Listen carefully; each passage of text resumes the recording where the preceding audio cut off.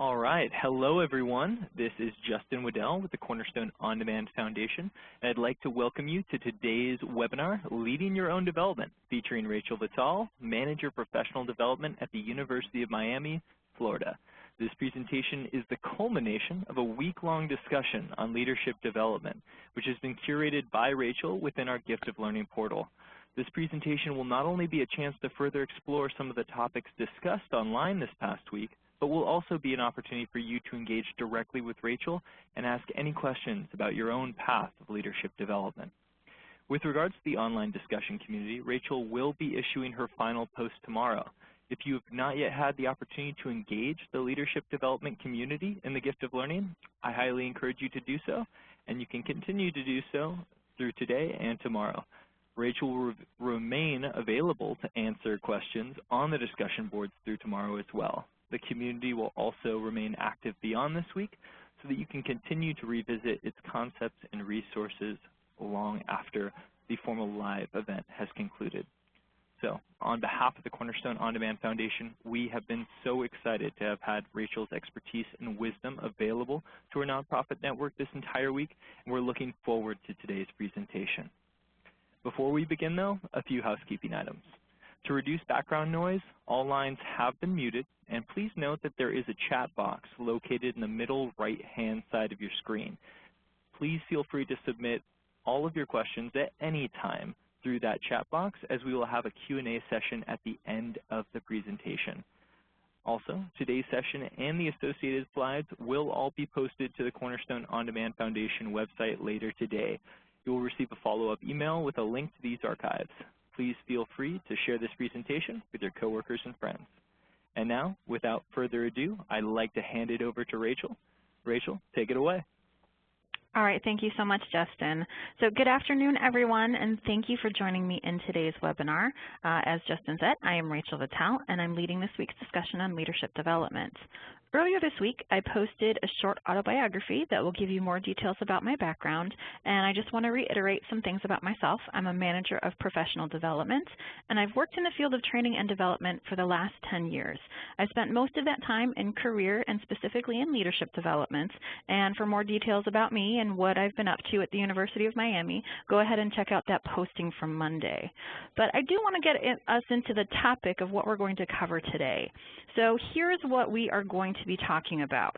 First, I'll recap the core concepts behind the two postings that are up for this week. I'll examine the key concepts to planning for your own development, and then we're going to review some case scenarios where we will explore leadership development from the perspective of two different managers, and I'll ask for some of your input on planning their development and making recommendations about what they should do. And finally, I'll respond to some of your questions about leadership development. I saw that there weren't any questions listed in our parking lot in the community, so if you do have questions that come up or you want us to respond to, please be sure to enter them in the chat, and Justin will kind of funnel those to me when we get to the Q&A portion. All right, so let's get back to our topic of the day, leading your own development. So when I talk to most people about the concept of development, I often encounter misconceptions like the one in this Sidney Harris cartoon. People know that there's a current state of being, and somewhere down the line there's a different state of being, where I become a manager with a capital M or a leader with a capital L. But people tend to be pretty fuzzy on how one transforms from who they are today into the manager or leader they want to be in the future. My purpose today is to provide you with clarity on what that quote-unquote miracle really entails. The step 2 referred to in this cartoon is really a series of incremental changes that occur over time, and the concepts we discuss will help guide you in the process of leading your own development. So that's actually the first concept that I want to promote this week. Development is a process. The steps may be unfamiliar, but they exist nonetheless. And our online discussions from this week have already covered steps 1 and 2. The first post introduced this idea of manager versus leader, the idea of doing things right or doing the right things. There is a time and a place for each role to be appropriate, and there's a range of factors that can impact what your organization or even your team needs from you at a particular moment in time. So where do you start? You start by defining where you are now. Based on your intrinsic skills and everything you've learned in the workplace to date, are you a manager or a leader? Next, you examine what your organization needs from you. Some of the factors you may want to consider are projects that are in process or upcoming, the title or the functional role that you have within the organization, and if you are in charge of people, what degree of direction do they need from you? Finally, think about what you want for yourself in terms of your future career. Even if you would be happy working this job for the rest of your life, it's so important to take a pulse check on your career every once in a while. The world is an ever-changing place, and developing alongside those changes will prepare you to meet future challenges. In yesterday's post, you were to identify some skills you'd like to develop. The simplest question to ask yourself is, what do you need to know and be able to do in the role you have selected for yourself, either as a manager or a leader? This is actually the most basic principle you can come to in terms of training and development. What do you need to know and be able to do? Some of us can come up with 5 answers to that question, while others may come up with 50 or more. Regardless of how many items you can identify, it is impossible to do all things at once. Therefore, you will have to establish priorities about which skills you should develop at this moment in time. I typically recommend that you narrow your list to 5 top priorities or less.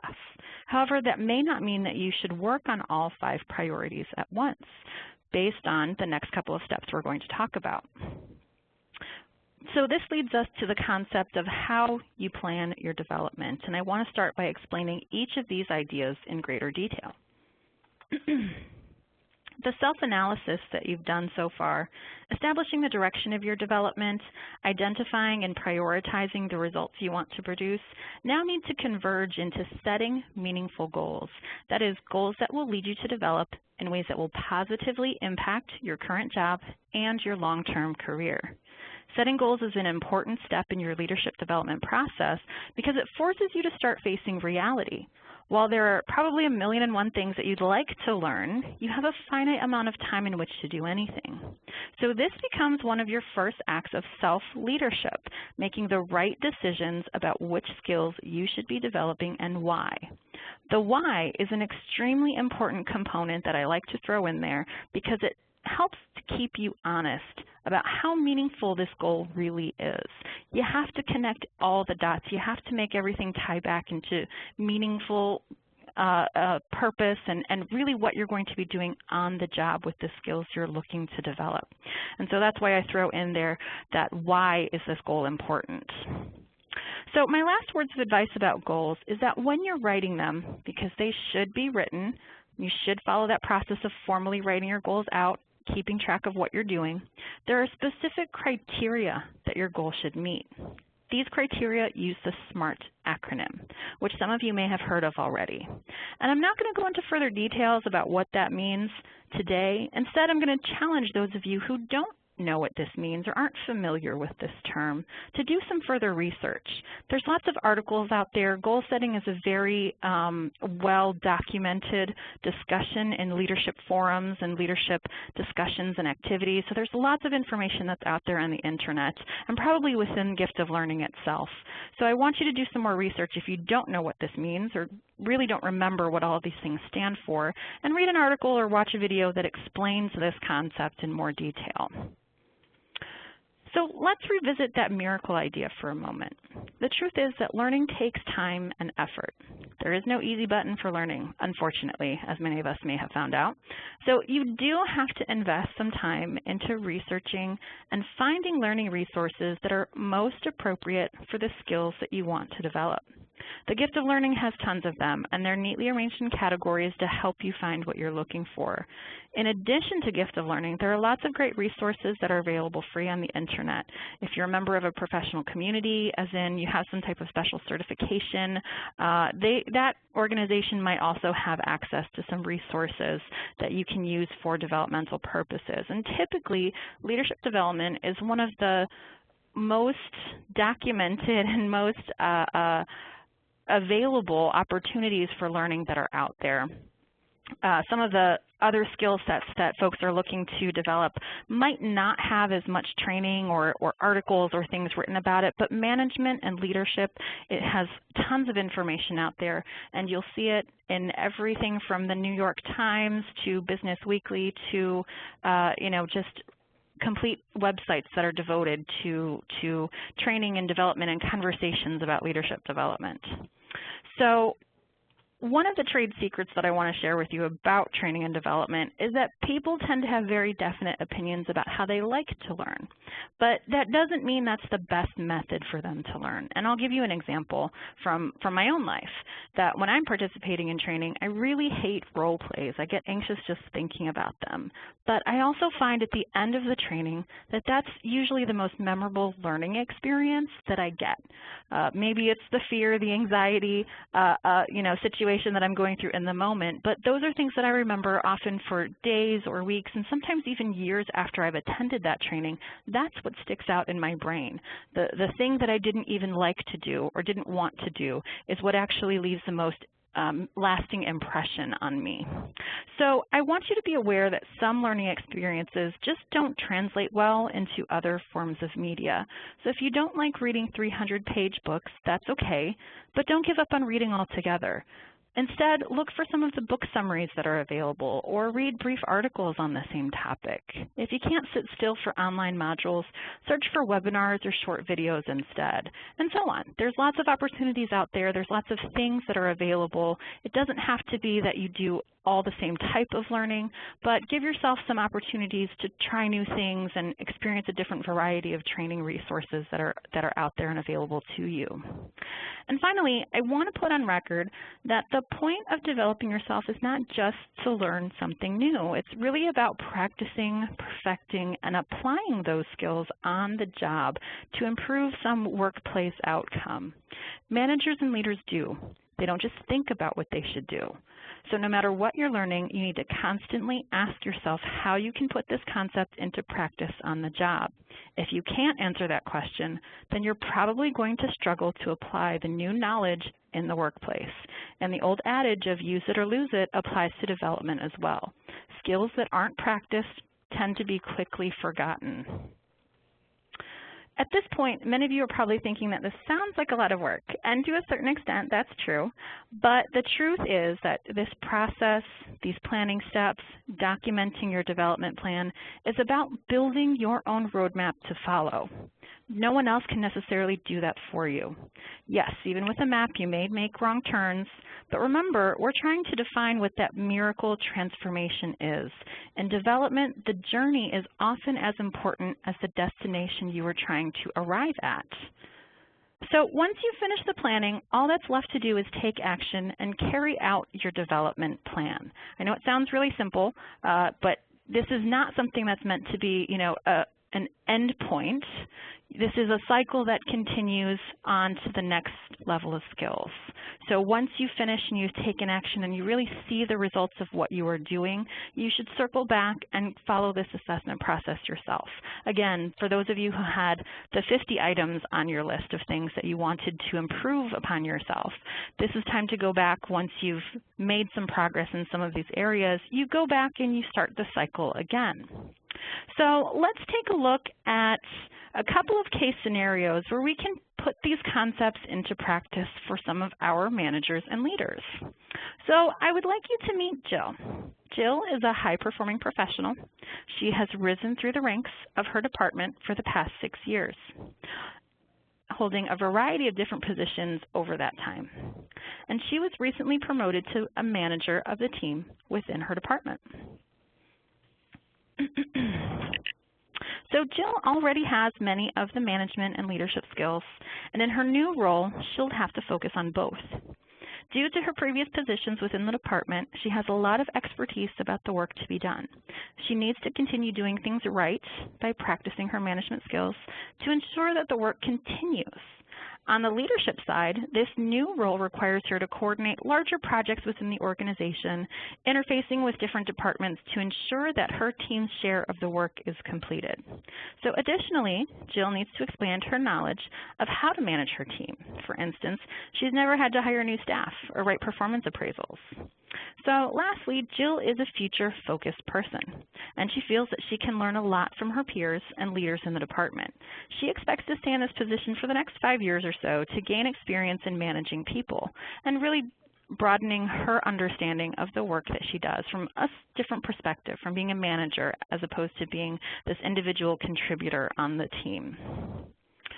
So Jill knows that there's a lot happening right now that she needs to be ready to handle.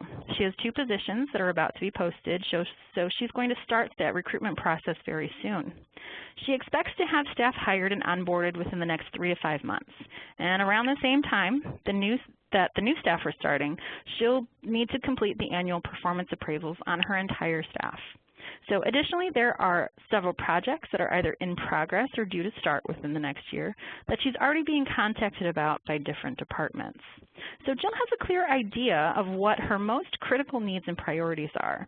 Although she needs to get those positions filled by the right people, she doesn't know the organization's recruitment process.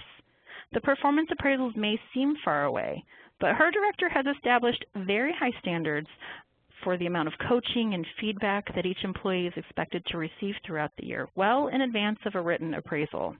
Therefore, she knows she can't wait until the paperwork is due to get started. Finally, being the interface on all these projects is one of her primary responsibilities, yet she doesn't even know most of the people from other departments that she'll need to work with. So what is it that Jill needs to do?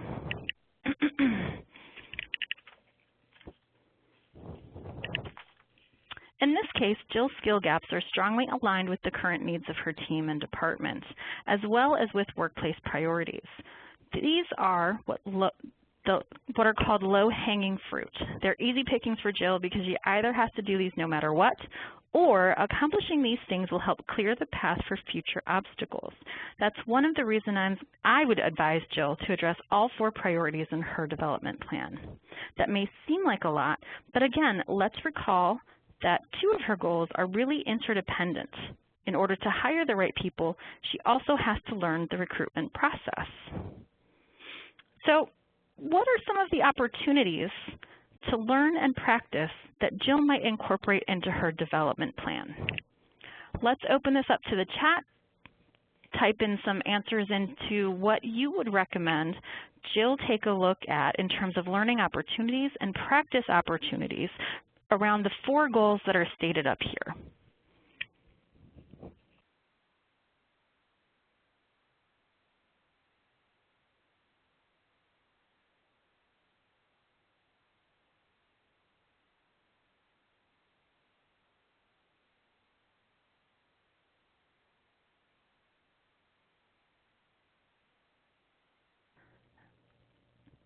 So no one has any suggestions for Jill?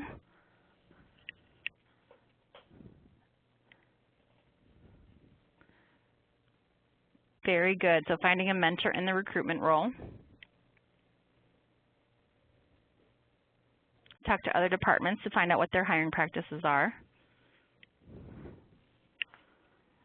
All right, so the recruitment process for an organization is typically well defined. One of the things that you can do is talk to HR, talk to some of your recruiters.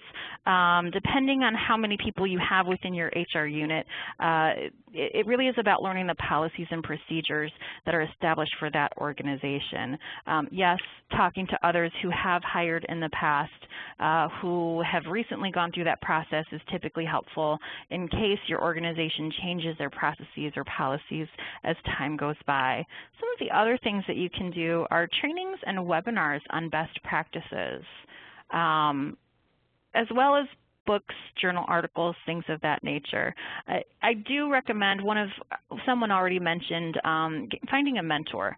So some of the things that we're looking at, not only in the hiring process, but really in being able to document employee performance well, to build relationships or connect with others within the organization, other key leaders, directors of different departments, or important people who help get things done within the organization. All of that is really important.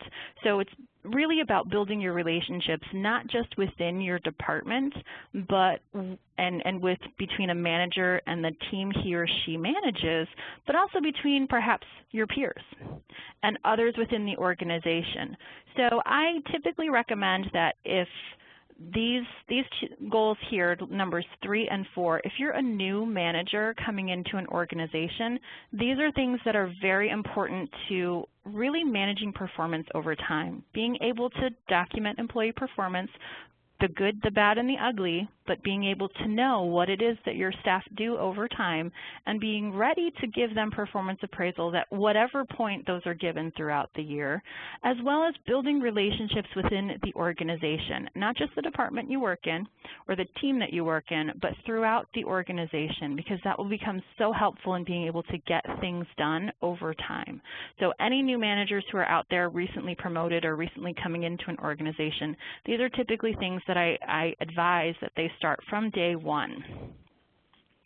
And then my last words of advice for Jill is really to document her actions. One of my old bosses called this leaving a trail of breadcrumbs.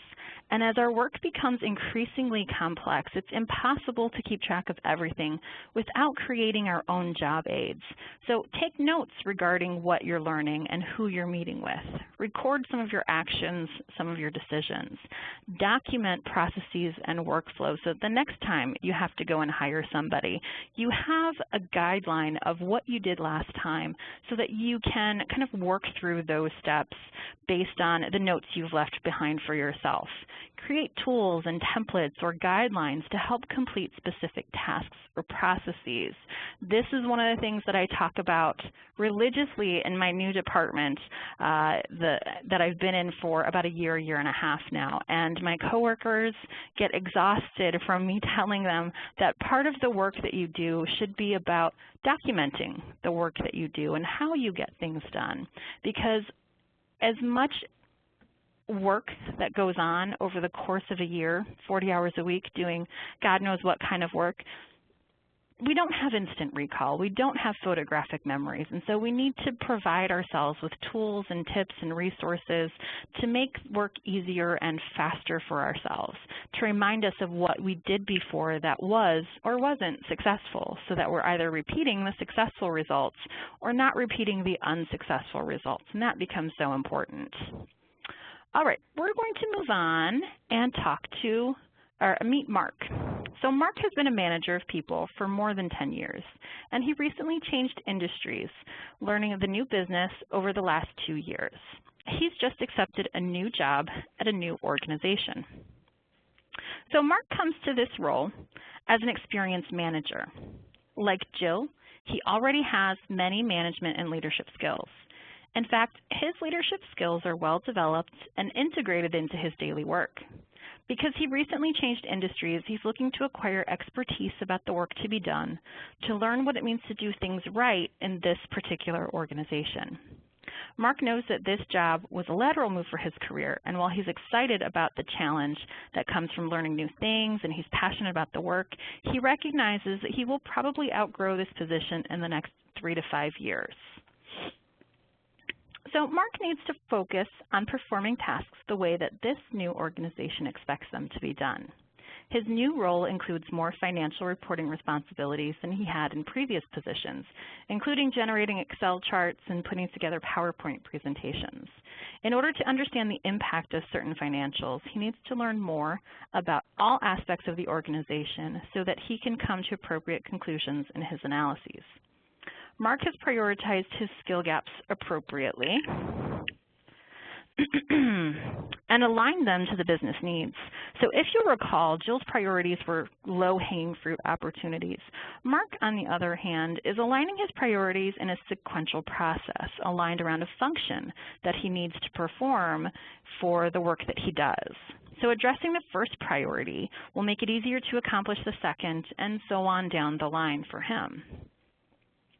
So let's take a moment to think about some of the opportunities to learn and practice that Mark might incorporate into his development plan.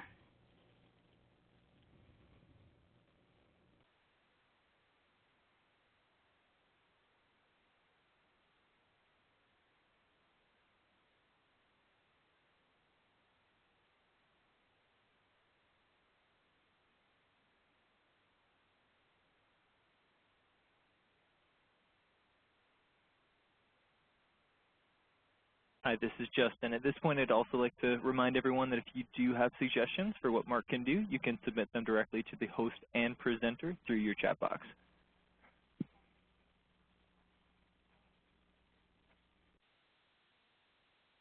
Great. So we've got some comments about talking to his finance department, about protocols, viewing online courses, informal discussions, researching the company and the organization, financial accounting courses, definitely. Yes, these are all very good ideas. So again, I recommend that he meet with key people throughout the organization, again, learning from people who are ultimately the experts of these financial processes and these data analysis processes within his organization. It might be that there are some trainings available related to the financial data, depending on what exactly that comes to. Some things are general enough that you can take outside trainings. Sometimes you have to depend on the specific how-tos that occur within your organization. So there's a fine line in there sometimes between how general you can be and how specific you need to get in order to do the work that you need to do. Definitely books, articles, videos. I typically recommend for something like this that folks look to be mentored or coached, having discussions with those experts. And part of what he's looking for to develop is, when you look at goal number 4, is creating charts and presentations. And those are, computer applications that you have a lot of resources. Typically, applications are the most well-documented trainings that can be provided to anyone. So you might find resources through Gift of Learning, again, I think has a bunch of programs or a bunch of online training courses around computer softwares, but also the vendor of that software will have trainings available. So I'm going through a process right now where I'm identifying a lot of resources that are available for folks to learn things like Microsoft Office Suite, how to make Excel charts, how to make charts and graphs within a PowerPoint. So there's lots of tools that are available that he can take a look at different levels within the goals that he is setting for himself. So he really does have lots of opportunities to carry this forward. And so for him as well, I recommend that Mark do the same thing in terms of taking notes, recording actions and decisions, documenting his processes and his workflows. One of the things that I do, especially when it becomes very challenging, when you're first learning how to use software applications, or you're first learning how to do some rote process that you're going to have to do endlessly over and over again, is that you take some notes on how to do that. I've been running some reports from the software that I've been using for just about a year, and I remember the first couple of times that I was doing it, and I really had to sit there and think. It took me a very long time to memorize all the steps of what I needed to do. So I would write copious notes about do this, do that, take this out, replace this, edit that, so that I would have some breadcrumbs, a trail of breadcrumbs to follow the next time that I went to run a report. So there's things that all of us can do to remind ourselves. I think one of the good lessons to take away from today too is that you shouldn't expect to remember every single thing that you learn. You have to be putting it into action, and you have to be giving yourself a way to backtrack. And if you forget something, how are you going to remind yourself of these types of processes that you'll need to follow from this point forward? All right, so that brings us to the end of our presentation today of the content portion. And I do want to open up the floor to talk about questions that you have about leadership development. So within the chat box, and I see that there's a separate Q&A session in here, a Q&A bubble that you can submit questions. I want you to put together, what are the questions that you have for me about leadership development? We've taken a look at the process. We've taken a look at 2 different folks as they've walked through this process. And what is it that you still want to know or want advice about leadership development? Your own development, your personal situation. Is there something I can help you with that you just need some advice on where to go next from here? So I will open this up to the floor and put your questions out there.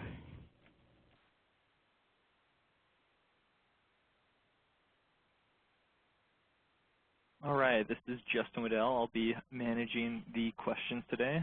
Rachel, our first question that's come in is, what's the role of my manager in helping to define and help me achieve my development goals? That is an excellent question, Christine. So the role in the ideal sense is that your manager is really capable and able to help you define your development goals and provide you with those opportunities. But this is the real world, and not everyone has that skill set. Not everyone learns that skill set when they become a manager. It would be great if they did, but then we would all be better at our jobs, I think, and I wouldn't need to be here talking about this either. So let's talk about the realistic perspective that you can have. What you get from your manager, if they don't know how to do this, is feedback. So if they haven't had this conversation with you about development, or you go in to talk to them and say, you know, I really want to talk about, you know, developing myself in this organization, in this position that I'm in, and they give you a blank look, or they really can't answer any questions for you, then you should approach them and say, listen, I really want feedback on what are some of the things that I could be doing better, what are some of the things that I should be learning how to do, or what are some of the new challenges that, you know, can be provided to me so that I can learn and grow and be able to take on more responsibility in the department. I was very fortunate in that I had two leaders who were very far ahead of me in terms of that leadership mindset. And their belief was, I as a manager, I'm not going to be here forever. I want one of you to take my place. And so they spent many years working with me and some of my colleagues to say, one day you will be prepared to take my place. And so I worked on that with them over years. But really it is the discussion of, where do you want to go? You can take this process, take a copy of this presentation to your manager, and regardless of their ability to guide you through it, you can certainly have conversations around this idea, okay? All right, what are some of the next questions that we have? All right, our next question that came through was, leadership is so much about the decision maker. Do you have any direction on learning and ethical decision making? You know, there's a lot of information that's out there on ethical decision making. I actually did a lot of work on that when I was doing my master's. We did a lot of discussions about the ethics of making decisions and what's the right decision to make and when is it the right decision to make, and how flexible are things like ethics and requirements and restrictions and policies and things of that nature. There certainly are resources that are out there, and I do agree with you that there are some qualities of leadership that can appear to be very fluid. And so I think what you are looking for is to really have some conversations about or learn more about perspectives on leadership. Leadership is one of the things that everybody has an idea about what it is or what it should be. And sometimes that doesn't align with your own personal vision. So I think it would really benefit you from taking a look or finding resources that really define the concept of leadership, not just from the ethical perspective, but from other perspectives as well, different types of leadership, different styles of leadership that are all part of how you get things done over the course of a day. A lot of what happens within an organization that I always find fascinating is really the interplay of individuals. So managers manage one way, and what impact does that have on the team of people that they manage? What impact does that have on the organization as a whole? And so I think that's really that organizational leadership is the issue that you're looking to learn some more about. And that really becomes, for me, a method of looking at the world around me and understanding why things happen the way they do.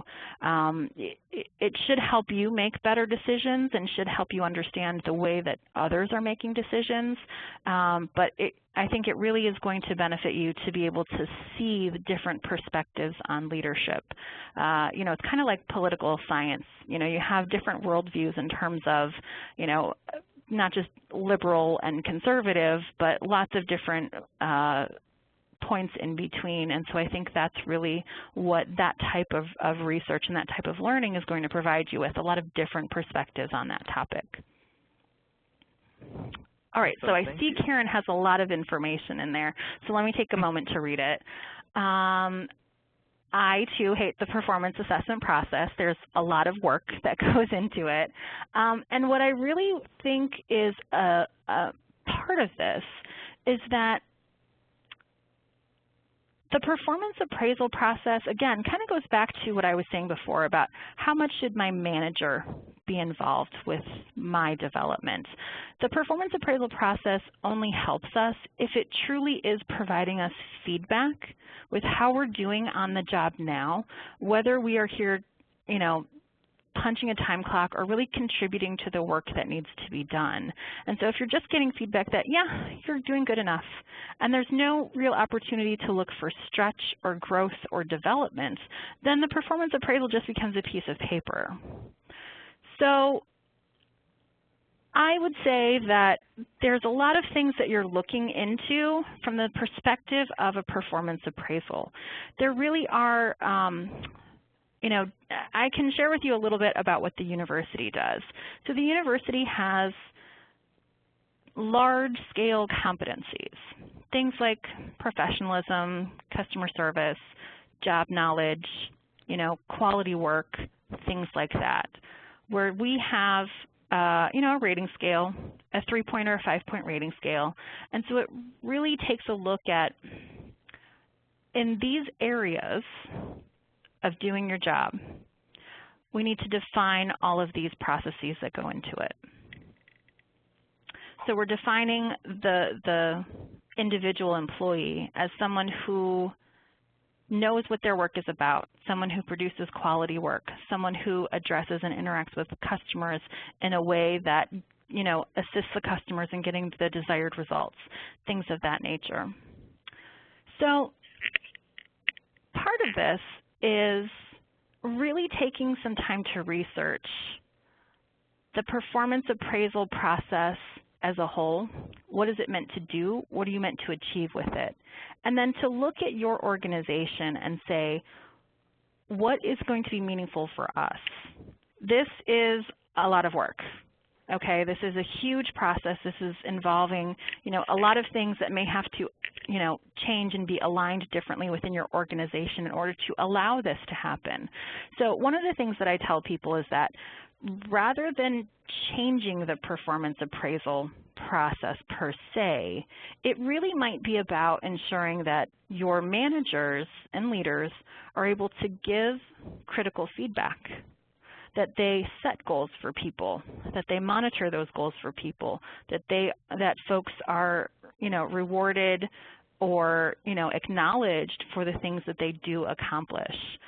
So part of it might be taking a look at other types of performance appraisals that are out there, and there's lots of them. I mean, you can probably pull up the University of Miami's performance appraisal. I think we have a paper process that's online somewhere. But taking a look at what is it you're really trying to get out of this process first.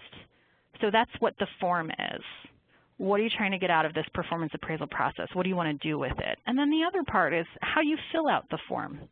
Regardless of what form it is, I can have the most dynamic form possible, but if the person filling it out doesn't take the time to do it the right way, then that becomes a problem. So you may be able to get away with, instead of having to change the form and change all of those pieces of information that go into it, really change the mindset of the people who are filling it out. Challenge some of the people, not only at the top, but from the bottom up to say, this is your opportunity to take the reins on your growth and development. What are the things that you should be doing or that you want to learn how to do? Where do you want to go next? Turn this into a performance conversation and a career conversation, and people might take things, you know, on their own to have those challenging conversations and really push their managers for the feedback that they should be getting. So one of the things I will add is that I see that you write down strengths, weaknesses, and accomplishments. And what you're really missing in that set is the goals. Where are you going next? This is what you've done so far, but where are you going next?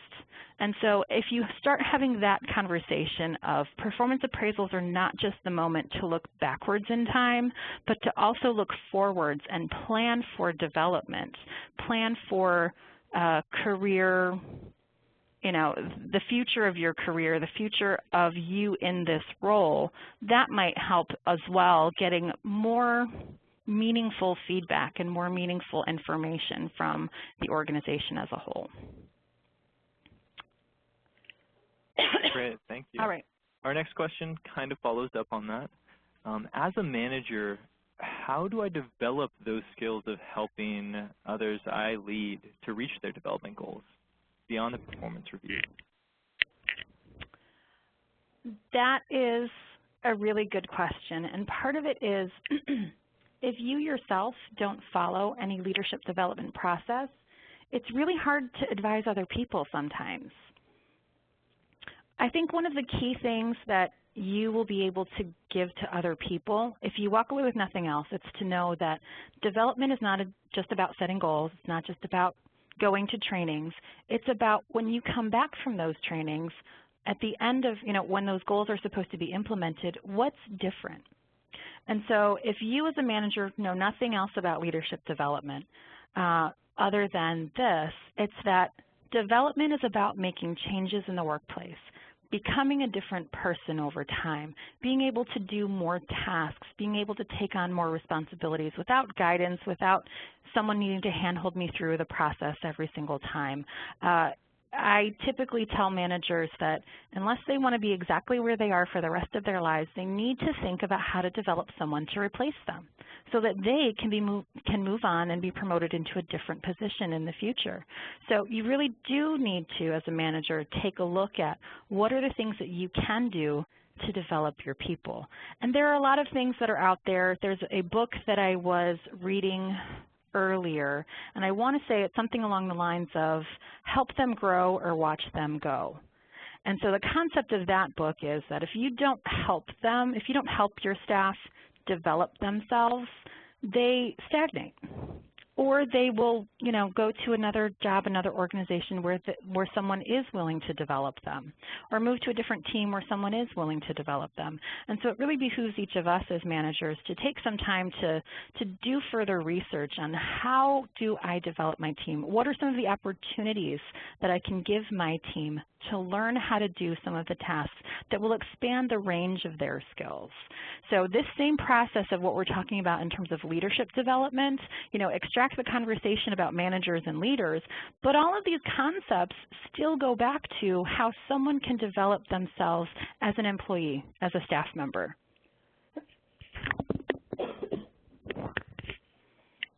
The not-so-subtle pitch for the gift of learning or plug, help them grow or watch them go, is available as a business book abstract at no cost. Definitely read it then. For anyone interested in checking that out. Our next question, a follow-up question, and we'll do two more. Rachel, do you have any tips for tracking your development? There's so much out there. In addition, how much training should we be doing, how often, and how do we really gauge if it's working? Well, that is a loaded question right there. So let's start with the first part about tracking development. This is one of the hardest concepts that I really had to struggle with to understand, which is putting together your own portfolio of work. I struggled with it for years, and it really wasn't until I had to do it for my master's program that I finally got what it was really about.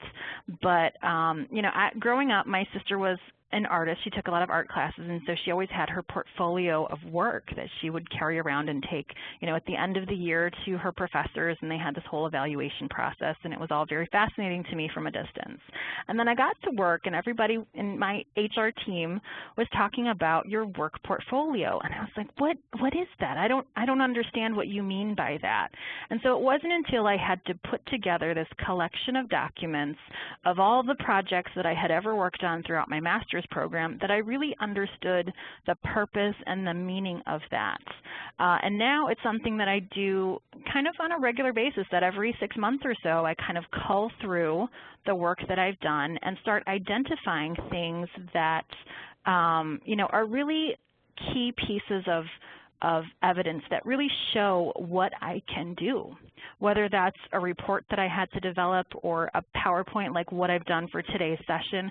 This is something that I'm going to keep in my portfolio of work to say, this is what I'm about, this is what I'm capable of producing for workplace results. And so really having that method of documenting what you can do as well as the impact that it had is important.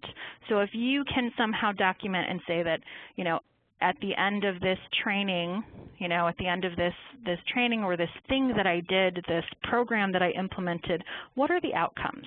What are the big ticket items that occurred? What are the successes, the true successes of this program? Not so much that people may have attended, but what did they get out of it? What did they say about it?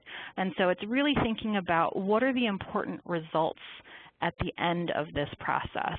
And so I know you had more questions in there, Justin, and I'm not sure if I addressed them all, but if you could repeat some of the things that we were talking about. Tracking your development is about that portfolio, being able to give evidence of your work. So what else was part of that question? The next step was really with regards to how much you should be doing. How much training should you be doing? How often should it be? And then maybe this links back to the portfolio. How do you tell if it's actually working for you? Perfect. So yeah, the portfolio does say how well it's working. The issue about how often to do training is contingent upon what is it you're looking to learn? What is it you really need to do differently? Formal training can be really great, but everything that you need to learn can't be learned from formal training or online training or webinars. Some of it is more action or experiential based. So some of it might be that you need to think about, maybe I should be connecting with other people in my organization, finding people to mentor me, finding people to coach me, finding people who can teach me skills that I really can't find a training to learn these skills from. So that's a piece of it too. Training, I don't want you to go out there and just start signing up for everything that's there. Sign up for things that are relevant to what it is you want to learn and do. And if I can go backwards in my presentation a little bit, we have this graphic here that says, what are your current needs? What does the organization need from you? What is it that you yourself are missing? What are some of the organizational priorities or opportunities that are coming up so that you select trainings that align with all of those things?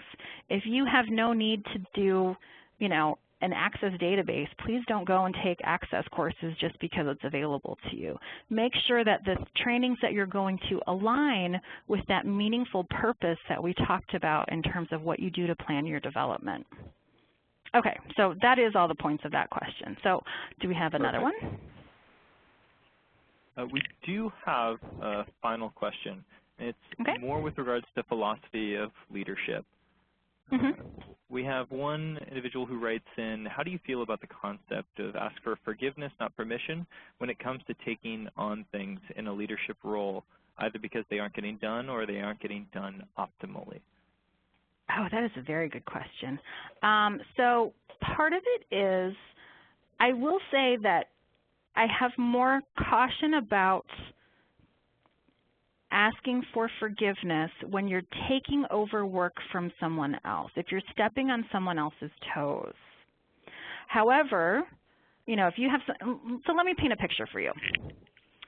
A couple of years ago, I think it was back in 2011, I was actually part of a 4-person project team to implement Cornerstone as the learning management system for my organization. I was not the project lead, I was not the project manager for this. But I noticed that a lot of the things that I obviously thought needed to get done and that I knew my director and my executive director were looking to have done as part of the project were not even on the project lead's radar, okay? So there were lots of things that I took the tactic of ask for forgiveness, not permission. I would give a couple of reminders and say, hey, have you thought about this? Hey, what do you think about doing X, Y, Z? Oh, I didn't even think about that. Do we really need to do that? Those are some of the responses I got. So if I got the kind of oblivious response of, I don't even think that's something we need to worry about, whereas my perspective was, we absolutely need to do that. It's going to be critically important to this being a successful implementation. If I had a completely different worldview on, I said, you know what, let me take care of that for you. So part of it is the attitude that you project when you ask for forgiveness. So if you are going to have the attitude of, I'm being helpful, I'm just chiming in, I'm just offering to do things that I know, are a bother to you, or you don't even think that they're important, why don't I take that on? Not a problem. It's really about the attitude that you have with it. And I'll tell you that at the end of this project, while I was going through it, it was one of the most frustrating experiences that I had, because I kept, in conversations with other people, I would say, why doesn't somebody see that this needs to be done?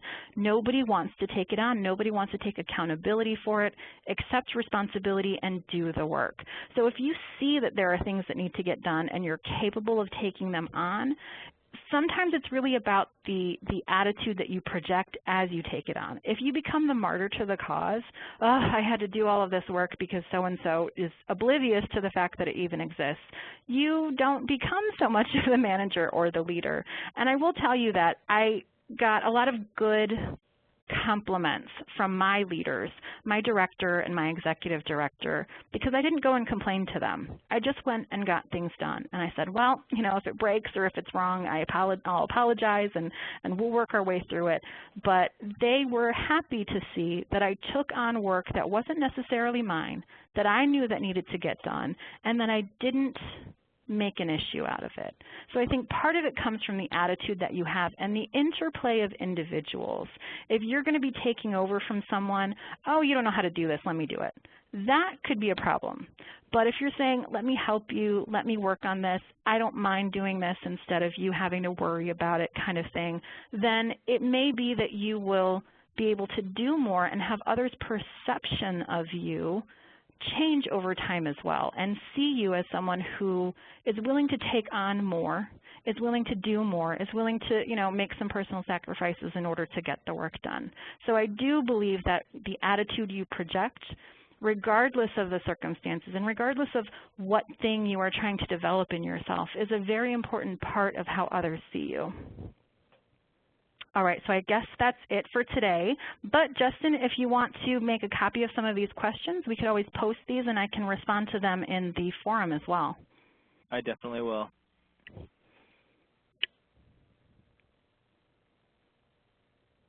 All right. Well, I do want to thank everyone for their time and their attention today and the really great questions.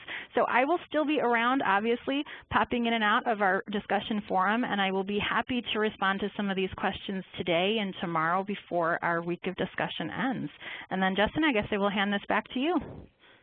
Great. Well, Rachel, again, thank you so much. That was a fantastic presentation. I'm sure if everyone's lines weren't muted, you'd be hearing applause right now. So I really appreciate it. That was absolutely wonderful. And just to reiterate Rachel's previous point, if you do have additional questions, if you'd like to engage this further, the community will stay live through tomorrow. Highly recommend you get online and check it out. If you do need assistance logging on, you can always reach out directly to me, jwaddell@csodfoundation.org. You should have my email. Again, to everyone, thank you for attending. And to Rachel, again, thank you so much for such a wonderful presentation. All right, everyone. Have a great day, and we hope to hear from you soon. Have a great day, everyone. Bye.